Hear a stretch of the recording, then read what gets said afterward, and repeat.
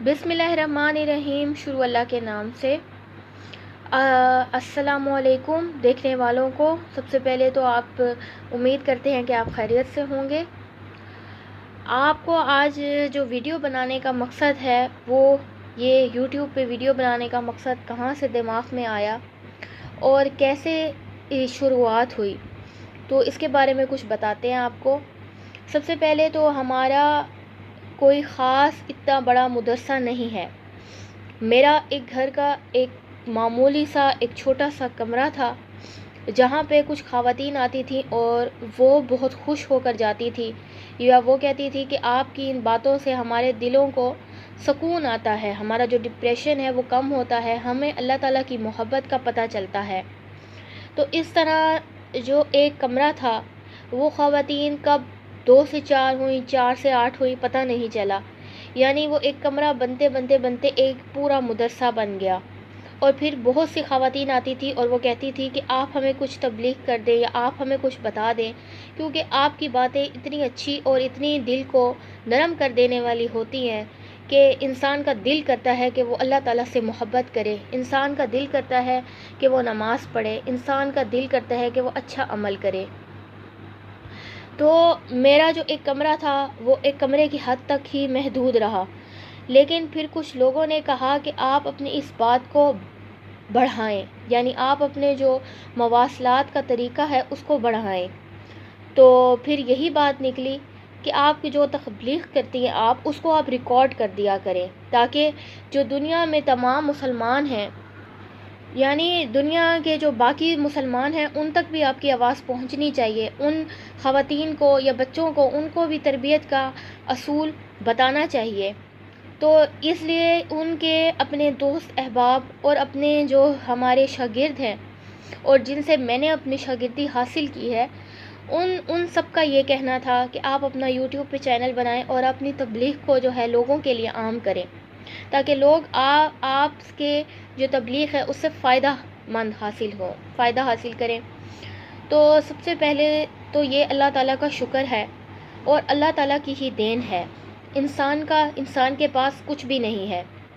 ये शोहरत, ये इज़्ज़त और ये मोहब्बत, ये तो सब देन अल्लाह ताला की है। अल्लाह ताला की देन है तो हमारे पास आज ये चीज़ें मौजूद हैं। अगर अल्लाह ताला की देन हासिल ना हो या अल्लाह ताला हमें ना चाहे कि हमें किसी मोहब्बत, इज़्ज़त या किसी का भी खलूस हासिल हो, तो फिर कौन ऐसा है जो हमें वो इज़्ज़त अता कर सकता है। तो आज का जो हमारा बात करने का जो टॉपिक है वो है अल्लाह ताला से मोहब्बत। आज मेरा पहला वीडियो है, तो इस पे हम सबसे पहले आपको अल्लाह ताला से मोहब्बत और अल्लाह ताला की मोहब्बत के कुछ इरशाद बताएंगे कि अल्लाह इंसान से कितनी मोहब्बत करता है। अल्लाह जब हम लोग गुनाह कर लेते हैं और गुनाहों में फंस चुके होते हैं और हमें ये यकीन रहता है कि अब अल्लाह ताला माफ़ी के दरवाज़े बंद हो चुके हैं, अब अल्लाह ताला तो हमें बिल्कुल माफ़ नहीं करेगा, तो ये सारी हमारी गलत फहमियाँ हैं। ये सरासर हमारी गलत फहमियाँ हैं, क्योंकि अल्लाह इंसान से इतनी मोहब्बत करता है कि कहा जाता है कि 70 माओं जितना प्यार अल्लाह ताला करता है। तो बच्चा कब गलती करके आता है तो माँ एक बार सॉरी ना भी करे तो उसको सीने से लगा लेती है। तो फिर अल्लाह ताला का प्यार तो 70 माओं से भी दुगना है। तो अल्लाह ताला क्यों कर प्यार नहीं करेगा, क्यों कर माफ़ नहीं करेगा। अल्लाह ताला के लिए सब मुसलमान, सब यहूदी, इवन के यहाँ तक के जो काफ़ी लोग हैं वो भी जब कलमा पढ़ लेते हैं तो अल्लाह ताला उनको भी अपनी अमान में ले लेता है। वो भूल जाता है कि पिछली ज़िंदगी इसने कुफर में गुजारी, पिछली ज़िंदगी इसने कैसे गुजारी, किन गुनाहों में गुजारी। यानी जब यहूद कलमा पढ़ लेते हैं तो अल्लाह ताला उनको अपने अमान में ले लेता है, माफ़ फरमा देता है। अल्लाह ताला बहुत रहीम है और माफ़ करने वाला है। हम अल्लाह ताला के पास समझते हैं कि अल्लाह ताला की जो है ये जो कुरान है, ये जो इस्लाम है, ये बहुत सख्त है, यानी कि हम इसकी सख्ती बर्दाश्त नहीं कर पाएंगे। हाँ, ये इतना टाइट है, इतना सख्त है, इसके असूल बहुत सख्त है, हम इन सख्त असूलों को नहीं निभा पाएंगे। तो अल्लाह ताला ने हर काम में आसानी पैदा कर दी है, हर मुश्किल का हल बता दिया है। इसी कुरान के अंदर हर मसले का हल है, इसी हर उलझन का हल है। یہ ضروری نہیں ہے کہ اب جو لوگ کہتے ہیں کہ ہم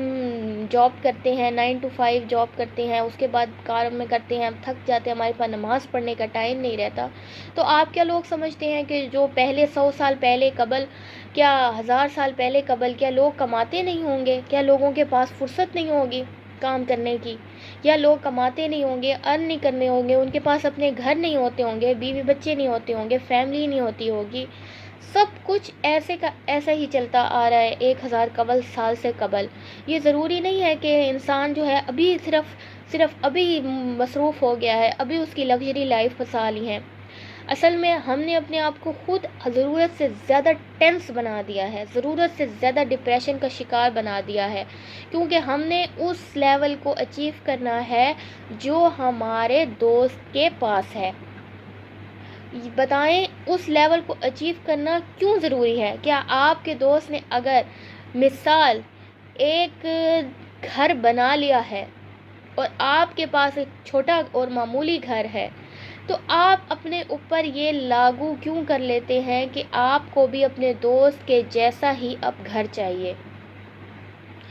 آپ لوگوں کی ظاہری زندگی کو دیکھتے ہیں، جب آپ لوگوں کے اندرونی مسائل یا اندرونی مسئلوں کو جب کھولیں گے تو آپ حیران رہ جائیں گے کہ آپ اللہ تعالیٰ کا شکر ادا کریں گے کہ اے اللہ، تو نے تو مجھے بہت سی چیزوں سے نوازا ہے. جب ہم لوگوں کو باہر سے دیکھتے ہیں تو ہم ان پہ وقت کرتے ہیں، اور جب ہم ان کو اندر سے ٹٹولتے ہیں تو ہم ان پر افسوس کرتے ہیں،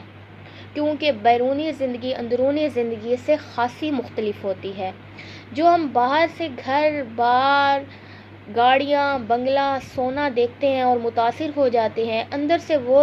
انسان کن کن مسئلوں کا شکار ہوتا ہے، کن کن پریشانیوں سے گزر رہا ہوتا ہے، کون سے ڈپریشن کے فیسز کو فیس کر رہا ہوتا ہے، یہ ہم جانتے ہی نہیں ہیں.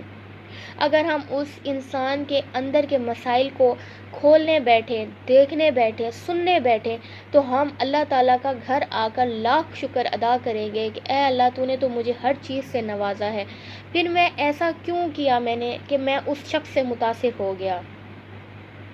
زندگی کے اندر روپیہ، پیسہ، گاڑی، دولت، بنگلہ یہ معنی نہیں رکھتا. اگر زندگی کے اندر معنی رکھتا ہے تو وہ ہے عزت، خوشی اور سکون. اگر آپ کو عزت، خوشی اور سکون یہ 3 چیزیں حاصل ہیں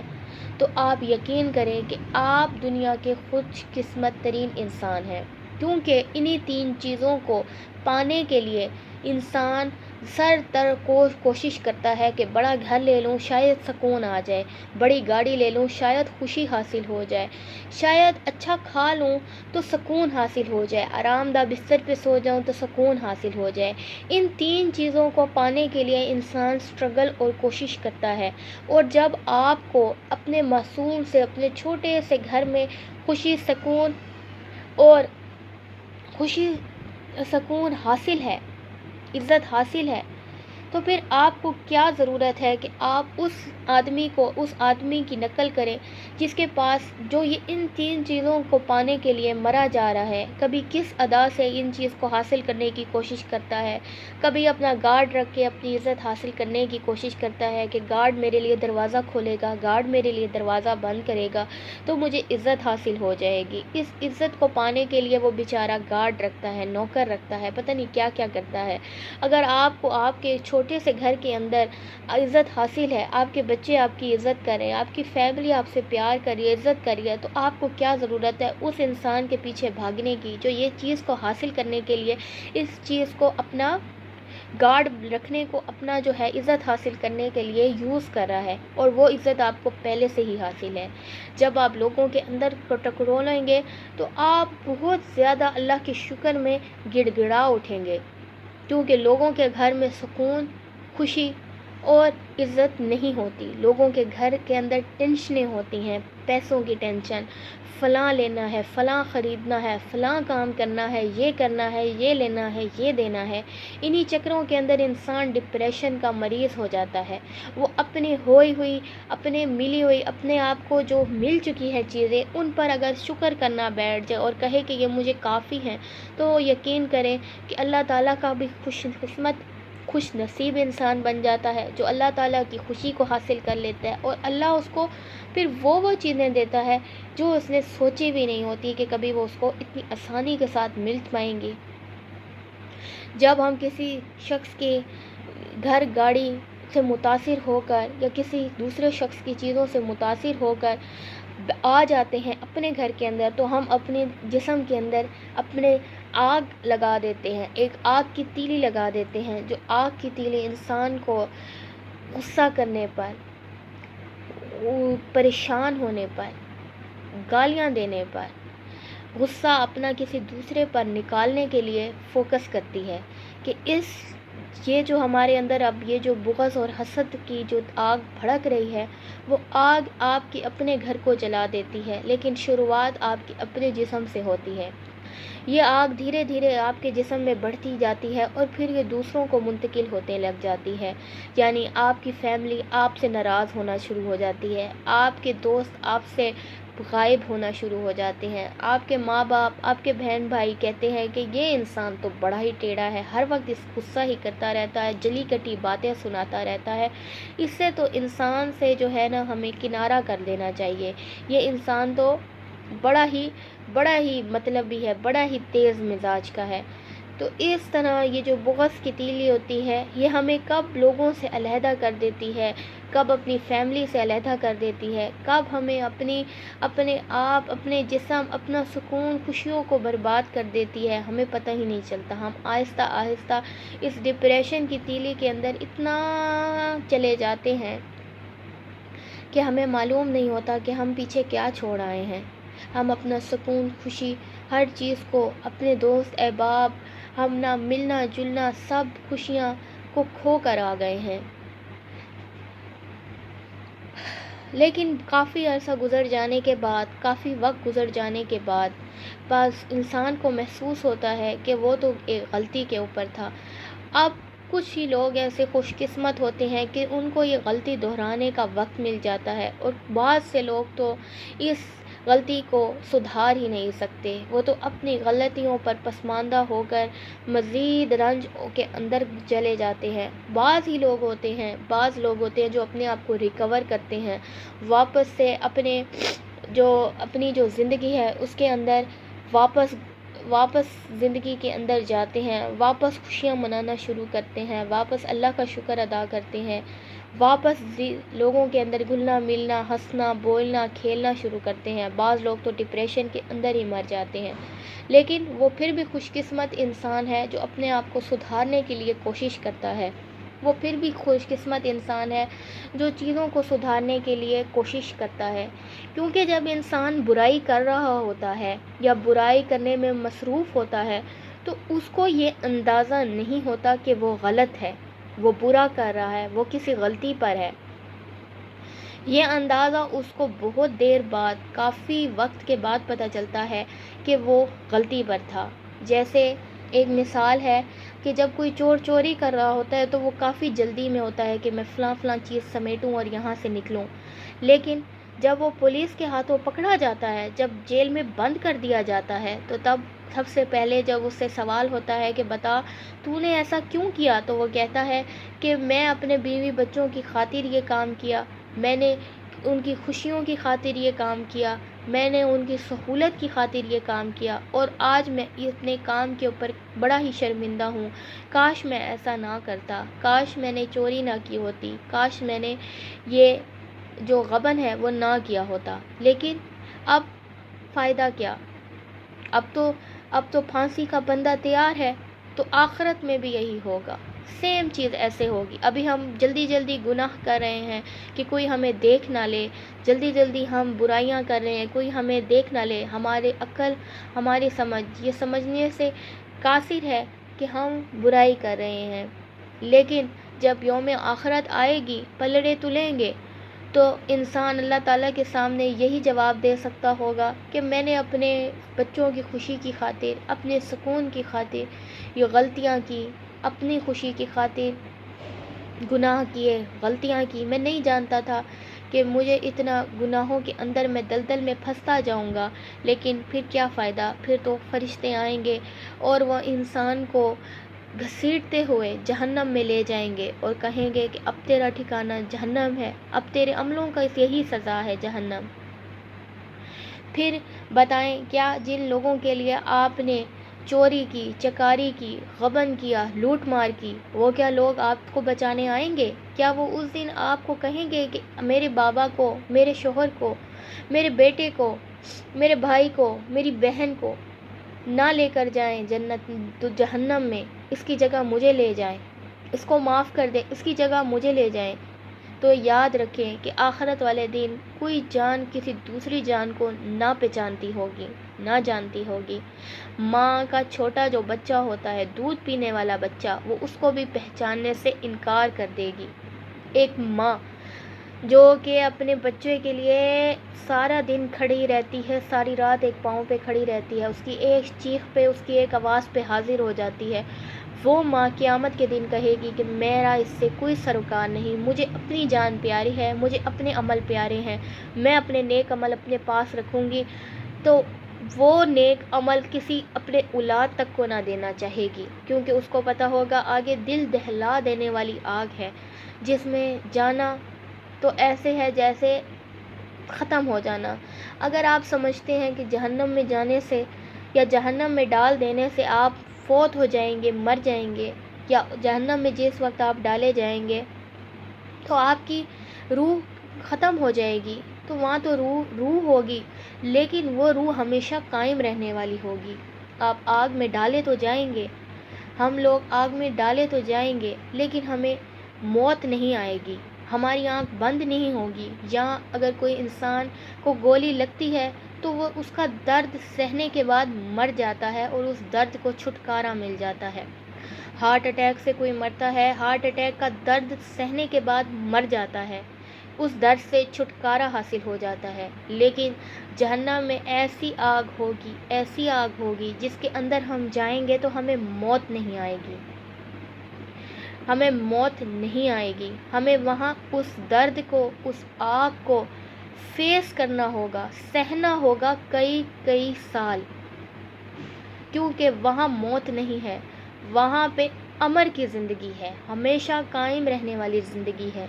جنتیوں کے لیے جو جنت کی زندگی ہے وہ اس میں ہمیشہ رہیں گے،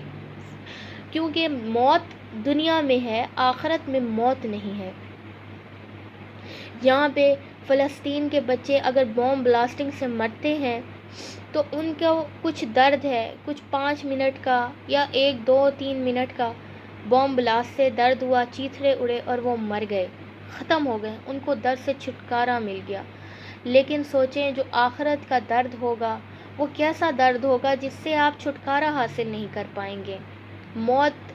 درد سے چھٹکارا ہے، اذیت سے چھٹکارا ہے، تکلیف سے چھٹکارا ہے، لیکن آخرت میں چھٹکارا حاصل نہیں ہوگا۔ کیسے آپ برداشت کر سکیں گے اس آگ کو؟ یہاں ہمیں ایک ماچس کی تیلی ہمارے ہاتھ کو لگ جائے تو ہم چیخ اٹھتے ہیں کہ ہائے آگ لگ گئی، ہائے درد ہو گیا، ہلکا سا چھالا نہیں برداشت کر سکتے، وہاں اتنی آگ کو کیسے فیس کریں گے؟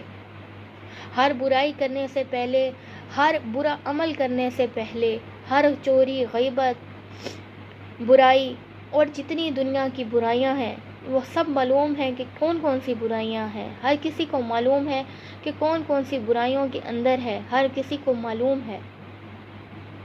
وہ جب برائیاں ہیں، وہ برائیاں کرنے سے پہلے کیوں نہیں سوچ لیتے کہ ہم اس آگ کو کیسے فیس کریں گے، جس کے اندر چھٹکارا نہیں ہے، جس کے اندر موت نہیں ہے، جس کے اندر درد کو ختم کرنے کے لیے کوئی چیز نہیں ہے، سہنے کے لیے درد ہے۔ پھر ہم ویسے کام کیوں نہ کریں جو اللہ کو پسند ہیں، ہم ویسے کیوں نہ ہو جائیں جیسے ہم اللہ کو پسند ہیں۔ ہمیں فائدے ہی فائدے ہیں، اللہ تعالیٰ کا جو فائدہ ہے، اللہ تعالیٰ کا جو پاتھ ہے، اللہ تعالیٰ کا جو راستہ ہے، اس پر چلنا صرف دنیا کے لیے تو نہیں ترقی، اس میں صرف آخرت میں تو ترقی نہیں ہے، صرف جنت آخرت کے لیے تو نہیں ہے، وہ زمین کو بھی جنت بنا دیتا ہے، وہ ہمارے گھر کو جنت بنا دیتا ہے، نیک عمل ہمارے گھر کو جنت بنا دیتے ہیں۔ ہمارے فیملی میں جنت، سکون، خوشیاں قائم کر دیتے ہیں نیک عمل، اور برے عمل نہ صرف آخرت میں آگ رکھتے ہیں بلکہ گھروں کو برباد کر دیتے ہیں، سکون کو برباد کر دیتے ہیں۔ یہ ہمارے یہی برے عمل ہوتے ہیں جو ہمارے گھروں کو برباد کر دیتے ہیں، ہمارے سکون، خوشیاں، ہر چیز کو برباد کر دیتے ہیں۔ ہماری آخرت بھی برباد ہو جاتی ہے، ہماری دنیا بھی برباد ہو جاتی ہے۔ برے عمل صرف اوپر نہیں ہے، برے عمل تو ہماری زندگی زمین میں بھی فساد ہے، اور اچھے عمل نہ صرف جنت میں ہمارے لیے پلس پوائنٹ ہے بلکہ اس دنیا کے اندر بھی پلس پوائنٹ ہے۔ آپ یقین کریں، آپ کے اچھے عمل کرنے سے آپ کے لیے راستے کھلیں گے، اچھے عمل کرنے سے آپ کا کام حل ہوگا، آپ کی مشکلیں حل ہوں گی،